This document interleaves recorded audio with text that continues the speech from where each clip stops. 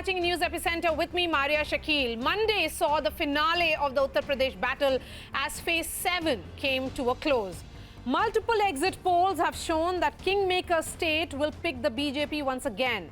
There is a new MY in UP, not the Muslim Yadav, the traditional voting constituency of the Samajwadi Party, but the Yogi Modi combine that could make history, as Yogi Adityanath will be the first chief minister to achieve 2 consecutive terms in the state.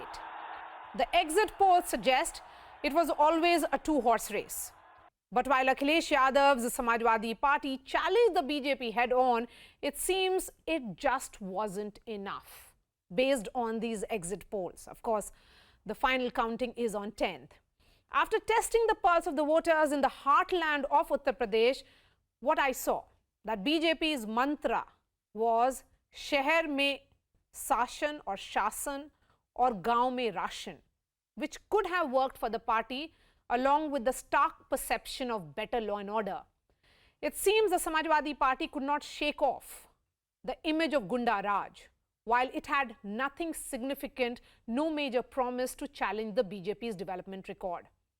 While the Muslim Yadav combine does seem to have bolstered the Samajwadi Party, it seems the space for Mayawati's BSP continues to shrink. Moreover, Priyanka Gandhi Vadra led the campaign charge of the Congress party with the ambitious Ladki Hoon Lad Sakti Hoon campaign, giving 40% tickets to women as well. But that does not seem to have resonated on the ground, because it seems the Congress cadre just could not match the energy and drive of the BJP and the Samajwadi Party. Maybe they do not have the cadre anymore to carry forward that message of what Priyanka Gandhi Vadra was saying. And on the other side, the other M gets added if it actually holds right. That is the Mahila voter to the Modi-Yogi vote. So here is an indication of what March 10th may hold and what it is really going to be like when we look at the big numbers. Just take a look at this. This is what the pollsters are talking about. Access My India is saying 288 to 326 for the BJP. Samajwadi Party could be below 100 as well. 71 to 101 is their range. BSP significantly reduced to 3 to 9. Congress 1 to 3. Important again, P mark 240. This is what most people on ground have been suggesting. They are giving specific, not range. But this number, 211 to 225, is what Pollstart is saying. Matriz is again going in the upper range of 262 to 277. Jan Ki Baat taking a conservative of 222 to 260. But again, a big range here. ETG research talking about this. But when we look at the direction of these polls, most of these pollsters are coming to this conclusion, perhaps, that it will be similar to or perhaps better than what it was. So Akhilesh Yadav's performance of 2012, which was 2012, in fact, which was around 220 for this, the BJP could be bettering that as well, according to this number. But Samajwadi Party range for various pollsters is different. There are those who are suggesting that Akhilesh Yadav's campaign could have worked. From 40 in 2017, he could go up to 160 as well. Jan Ki Baat and ETG giving the higher range of 165 too. But as far as BSP is concerned, only Pollstart is of the opinion that it could be in double digit. But largely, most of them are suggesting that they are in single digit. Even P mark is suggesting so, and 5 to 10. What we do see as far as the exit polls are concerned, directionally, they are all talking about that the state of Uttar Pradesh is going towards the BJP, which is clearly going to be a history in making, indeed, if these numbers hold true. But Access My India is the clear surge in terms of 326, which is similar to what the BJP and allies got in 2017 when it was 325. Let's look at the other factor here. And I think that becomes important. This is the male versus female. And just look at various percentage. So in the first 2 phases, we see not, in fact, female percentage being lower than the male percentage. But when the Prime Minister perhaps starts campaigning and extensively starts speaking about what the government has done, the Labhartis, how the women have been beneficiaries of the ration scheme, they have been beneficiaries of the Prime Minister Awas Yojana, that is when the story starts changing. Just look at this. So this one, phase 4 onwards, there is a surge, and significantly in this one, phase 6, 51 to 62.2. So it's almost like an 11% jump that we see in the female voters turning towards who have come out and voted in phase 6. Can this be seen as the turning point of this election, or did the election, as far as the reading goes, it was for the BJP from day one? Let me bring in my guests now. Dr. Nalin Mehta is the author of The New BJP, that is the book that he has written. Radhika Ramaseshan, columnist who has traveled extensively. Sanjay Kumar, Professor CSDS, political analyst. Yashwant Deshmukh, founder of Sea Voter and political analyst. I'm going to begin with you, Yashwant Deshmukh. There have been some hits and misses as far as pollsters are concerned. The range, look at Axis, they're talking about 300 plus. On the other hand, there is also pollstar which is suggesting which is suggesting it could be between 211 and 225. Why is there such a big range? Well, the science of polling starts and stops at the estimation of the vote share. The seat share estimate does not fall into that category. Seat share estimates are just mathematical extrapolation of the vote share, which different scientists, social scientists and psephologists do as per their own formulas. And within the same vote share, actually all these possibilities can be told in the seat share variation. Now, coming to the main question, poll's job is to tell you the indication which way the wind is blowing and pick up the winner. And I think all the polls are picking up a winner in Uttar Pradesh, that is the BJP. That is where it starts and that is where it stops. Even if the vote share estimate of all the agencies are the same, different agencies may range for predicting BJP for 225 to 325, even within the same vote share prediction. So I don't really give too much of it into who has predicted how many seats.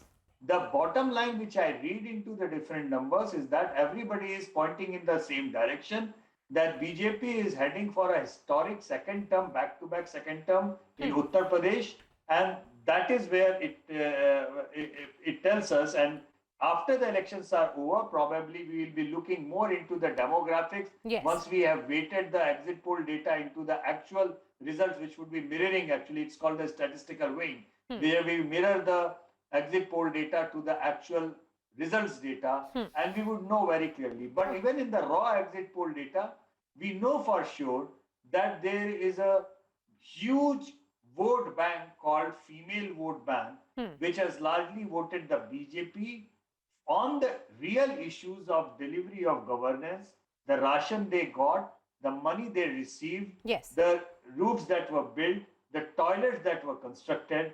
And these are the main issues where female voters of Uttar Pradesh have clearly given their verdict on. And if you look into the turnout figures of the females, yes, there is a direct equation. You know, you will figure out that BJP's strike rate is directly proportional to the female turnout rate. Absolutely. And this is where the bottom line of Uttar Pradesh election is. So the female voter, the Mahila factor, Sanjay Kumar, we have been talking about, but one thing will become clear, that if these numbers hold, that BJP was winning from phase 1 itself, despite all the narrative around, Kisan Naraz hai, Jat Naraz hai. Even the Jats would have voted for the BJP substantially and in high numbers for them to reach these numbers, good enough for them to return the manner in which, if these numbers hold, again, as we have been saying, we have done poll of polls. These are the numbers that have been put out by various television channels based on the surveys that have been done by other agencies. Go ahead, Sanjay Kumar. Sir, you have to unmute yourself. Yes. Yes, all the exit poll indicates that BJP is winning elections. The only question is whether BJP is going to win with a small margin or BJP is going to win big way. In a sense, they are reaching 290 to 80 seats.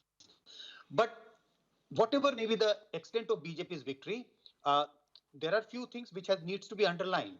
Voters are concerned about unemployment. Voters are concerned about price rise. It's not that a big victory of BJP would mean that voters are not concerned about price rise and unemployment. Similarly, farmers were unhappy with because of the farm laws, which they wanted government to be withdrawn. But what has happened is that these unhappiness of the different sections of voters, whether farmers or other sections, have not been the deciding factor of their vote choice. They have not voted entirely on that issue. And I agree, Maria, that all these narrative that BJP was losing or trailing in the first round started picking up in the second round. That doesn't seem to have happened.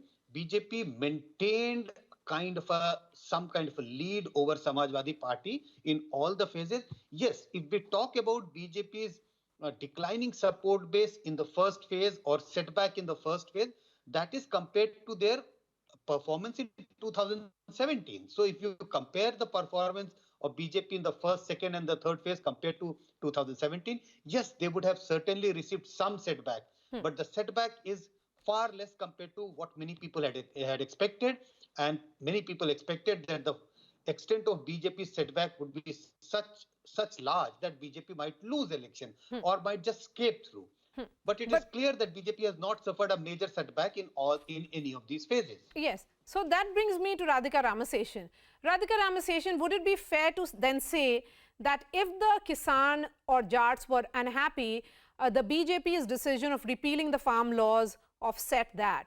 If there is anger against on the question of inflation, then there was this point of free ration. That is the reason why the BJP could have that advantage, and that could have meant that jo narazgi thi wo khatam ho gayi. And on the other question of unemployment, it is about bharosa, that whatever said and done, it is this government that will deliver on employment also. Yeah.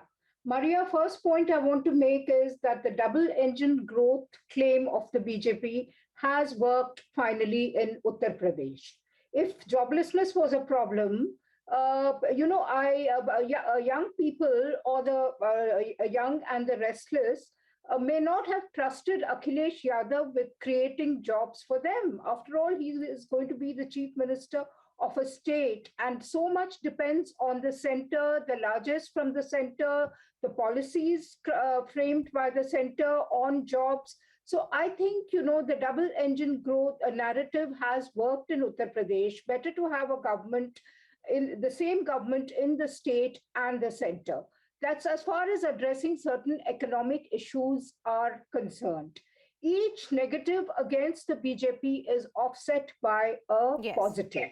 You have a price rise, but then you also have rations. There was the dreaded pandemic, horrific, but the BJP started distributing rations, which ensured that there were no hunger deaths and people were fed. That's an important point. You had the rogue cattle. I mean, by the way, the rogue cattle was an issue in 2019 as well. I think that was overplayed. I did not give too much credence to it.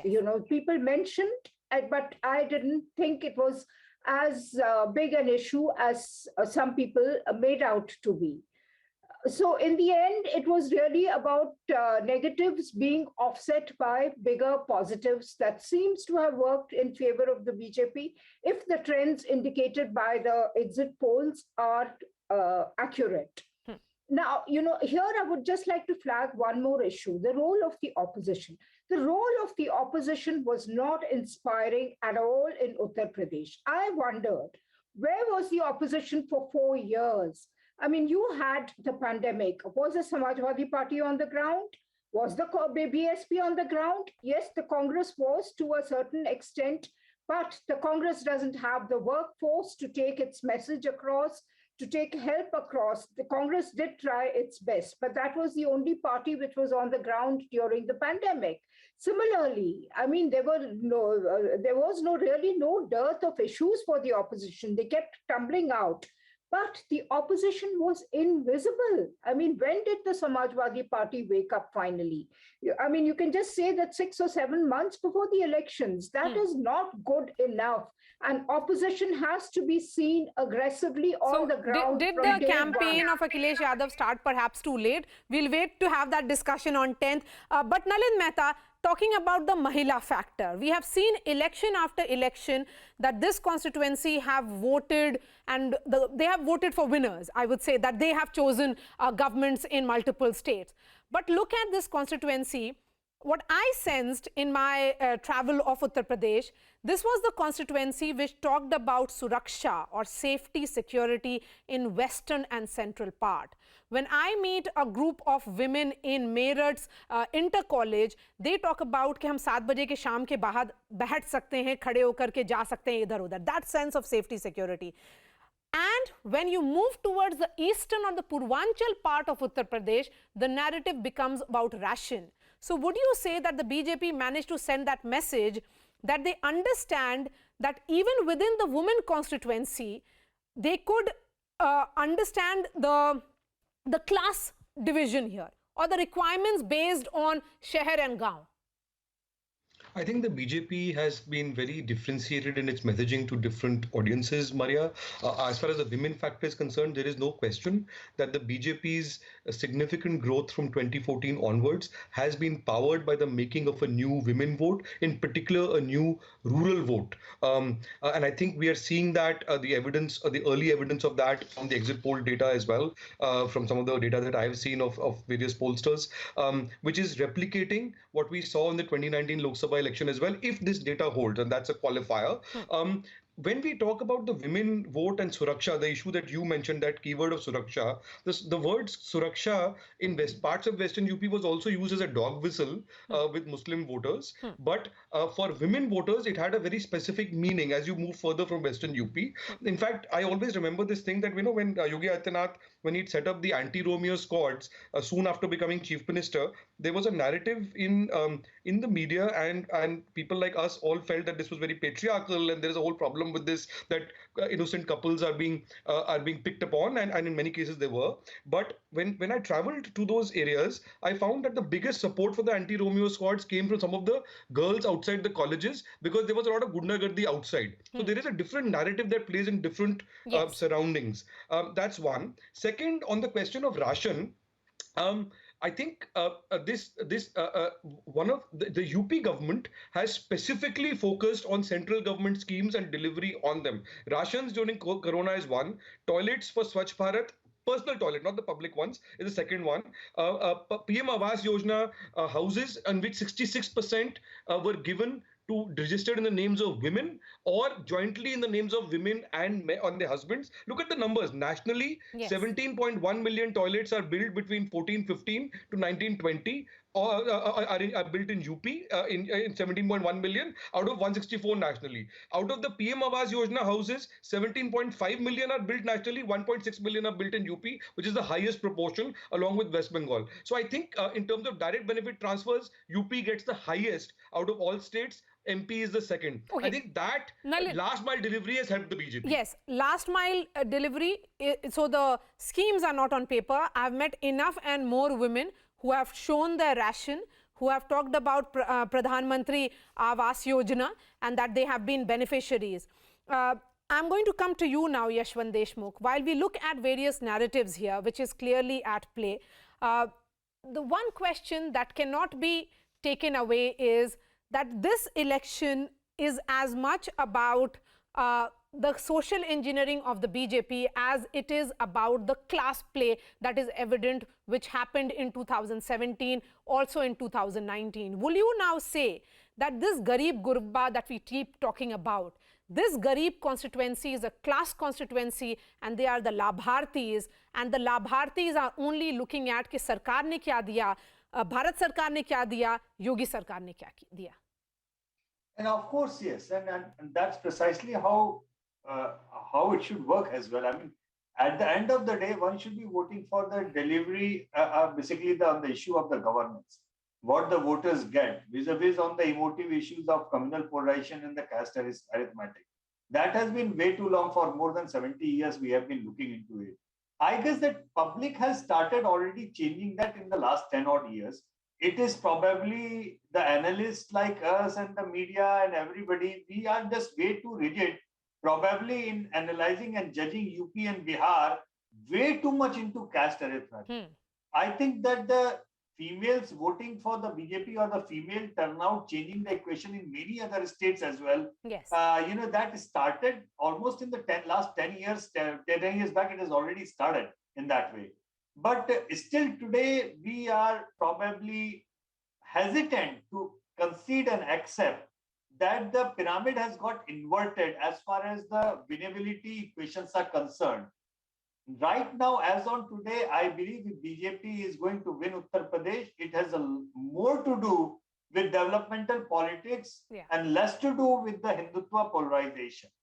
And also the fact that if you look into the India Today Sea Voter Mood of the Nation in January 26th issue, where we have ranked the chief minister's satisfaction with the chief minister, you will figure out that the top 10 chief ministers have all the opposition chief ministers, only one BJP chief minister, that is Himanta Biswa Sarma, which also tells you the fact that the same set of the voter is also saying affirmative yes to many CEO style chief ministers who are performing or are delivering the governance. And this success is not just limited to Prime Minister Modi. So basically, people are voting on governance and issues. Yes. It's just that probably we are not realizing that the pyramid has got inverted and Hindutva or non-Hindutva or secularism or lack of secularism or this entire debate that we generally 99% of the time on the media and issues that we keep on, even including the BJP, and including the opposition party, they keep on themselves engrossed in is not really. I agree. Yes, Sanjay Kumar, time to move away from that Kamandal versus Mandal narrative through which the prism through which Hindi heartland is judged. This is as much about social engineering, this is about delivery, and if the numbers hold, this is about bharosa, the faith that people of UP have shown in the governance of centre and the state. No, it is about bharosa, Maria. But I won't agree that this is the time to move away from Mandal. Because if you look at the various estimates of how people have voted in UP or in other states, you can see that the people are the voters of you're discussing about UP. If you look at how voters belonging to different caste communities are sharply polarized in favor of one party and the other. So the Mandal, I'm not saying that I won't agree that the Mandal phase of Mandal politics is over. So you have mentioned that social engineering, this is the time for social engineering. But the point to mention is that only and only due to social engineering or on the account of social engineering, it is difficult for the party to win election. Yes. You have to induce faith, and you have to have Mandal plus, social engineering plus. Only social engineering cannot win election for any political party. Final words to you, Radhika. I agree on that. That this, for the BJP, there were multiple narratives on play. There was this Sashan in Sheher, there was Ration in villages, there was this, latent Hindutva as well, which was in the foreground. All of that played. What do you think? Would you not say that if it was this is about arithmetic plus chemistry plus something? So time for look at new reference points if these numbers hold in case of Uttar Pradesh.